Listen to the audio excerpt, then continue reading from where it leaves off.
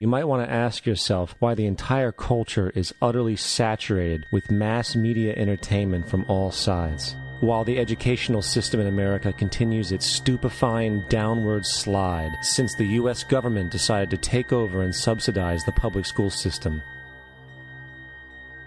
What your government pays for, it gets. When we understand that, then we look at government-financed institutions of education and see the kind of students and the kind of education that's being turned out by these government-financed schools. Logic will tell you that if what is being turned out in those schools was not in accord with what the state and the federal government wanted, then it would change it. The bottom line is that the government is getting what they have ordered. They do not want your children to be educated. They do not want you to think too much. That is why our country and our world has become so proliferated with entertainments, mass media, television shows, amusement parks, drugs, alcohol, and every kind of entertainment to keep the human mind entertained, so that you don't get in the way of important people by doing too much thinking. You had better wake up and understand that there are people who are guiding your life and you don't even know it. We're in a lot of trouble because you people and 62 million other Americans are listening to me right now, because less than 3% of you people read books, because less than 15% of you read newspapers, because the only truth you know is what you get over this tube. Right now, there is an entire generation that never knew anything that didn't come out of this tube. This tube is the gospel, the ultimate revelation. This tube can make or break presidents, popes, prime ministers. This tube is the most awesome goddamn force in the whole godless world. And woe is us if it ever falls into the hands of the wrong people. And when the largest company in the world controls the most awesome goddamn propaganda force in the whole godless world, who knows what shit will be peddled for truth on this network. So you listen to me. Listen to me. Television is not the truth. Television is a goddamn amusement park. Television is a circus, a carnival, a traveling troupe of acrobats, storytellers, dancers, singers, jugglers, sideshow freaks, lion tamers, and football players. We're in the boredom-killing business. But you people sit there day after day, night after night, all ages, colors, creeds. We're all you know. You're beginning to believe the illusions we're spinning here. You're beginning to think that the tube is reality and that your own lives are unreal. You do whatever the tube tells you. You dress like the tube. You eat like the tube. You raise your children like the tube. You even think like the tube. This is mass madness, you maniacs.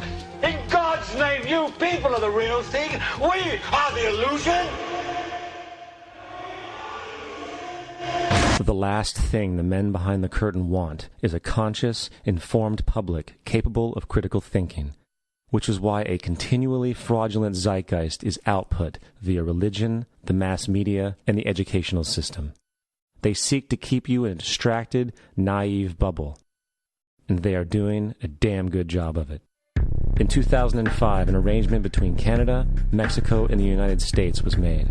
This arrangement, unannounced to the public, unregulated by Congress, merges the United States, Mexico, and Canada into one entity, erasing all borders. It's called the North American Union, and you might want to ask yourself why you've never heard of this. In fact, there is only one mainstream reporter who has actually heard of and has had the courage to cover this issue. The Bush administration's open borders policy and its decision to ignore the enforcement of this country's immigration laws is part of a broader agenda. President Bush signed a formal agreement that will end the United States as we know it, and he took the step without approval from either the U.S. Congress or the people of the United States. It's a deal that few have even heard of. It's being done again by very few people at the very top on behalf of the investment class, but the working class of people, political officials across our country, from communities, from cities and so forth, they don't know anything about this. This isn't some trade agreement. It is a total removal of sovereignty from these countries, which will also result in a completely new currency called the Amero. Fall. Apart from that, I think one thing people who are dollar-based need to focus on is the Amero. That's the one thing that nobody's talking about that I think is going to have a big impact on everybody's life in Canada, the U.S., and Mexico. The Amero is the proposed new currency for the North American community, which is being developed right now between Canada, the U.S., and Mexico to make a borderless community, much like the EU, and the dollar, Canadian dollar, U.S. dollar, and the Mexican peso replaced by the Amero. By default of this agreement, the American Constitution will eventually be obsolete. You would think that a situation like this would be on the cover of every major newspaper. That is until you realize that the people who are behind this movement are the same people behind the mainstream media, and you are not told what you're not supposed to know. The North American Union is the same concept as the European Union, the African Union, and the soon-to-be Asian Union, and the same people are behind all of them. And, when the time is right, the North American Union, the European Union, the African Union, and the Asian Union will be merged together, forming the final stages of a plan these men have been working on for over 60 years. A one-world government.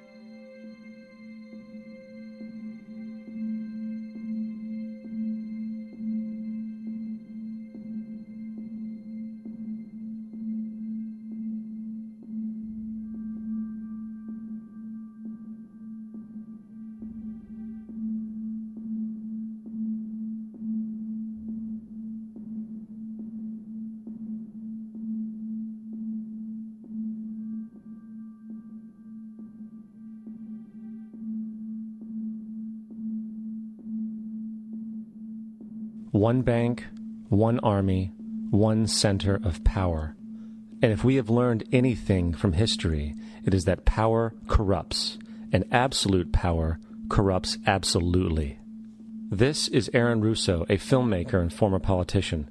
To his left is Nicholas Rockefeller of the infamous Rockefeller banking and business dynasty. After maintaining a close friendship with Nicholas Rockefeller, Aaron eventually ended the relationship, appalled by what he had learned about the Rockefellers and their ambitions. I got a call one day from an attorney woman I knew, and she said, would you like to meet one of the Rockefellers? I said, sure, I'd love to. And we became friends, and he began to divulge a lot of things to me. So he said to me one night, he said that there's going to be an event there, and out of that event, you're going to see we're going to go into Afghanistan, so we can run pipelines from the Caspian Sea. We're going to go into Iraq to take the oil and establish a base in the Middle East, and we're going to go into Venezuela and try and get rid of Chavez. And the first two they've accomplished. Chavez they didn't accomplish. And he said you're going to see guys going into caves looking for looking for people that they're never going to find. You know, he was laughing about the fact that you have this war on terror. There's no real enemy. He's talking about how by having this war on terror, you can never win it because it's an eternal war. And so you can always keep taking people's liberties away. And I said, how are you going to convince people that this war is real? He says, but the media can convince everybody it's real. I mean, you know, it's just that you keep talking about things. You keep saying it over and over and over again, and eventually people believe it. You know, you created the Federal Reserve in 1913 through lies. You create 9/11, which is another lie. Through 9/11, then you're fighting a war on terror, and now all of a sudden you go into Iraq, which was another lie, and now they're going to do Iran. You know, and it's all one thing leading to another, leading to another, leading to another. Now, I would say, what are you doing this for? What's the point of this thing? You have all the money in the world you ever want. You have all the power. I said, you know, you're hurting people. It's not a good thing. And he would say, what do you care about the people for? Take care of yourself and you take care of your family. And then I said to him, what are the ultimate goals here? He said, the ultimate goal is to get everybody in this world chipped with the RFID chip and have all money be on those chips and everything on those chips. And if anybody wants to protest what we do or violate what we want, we just turn off their chip.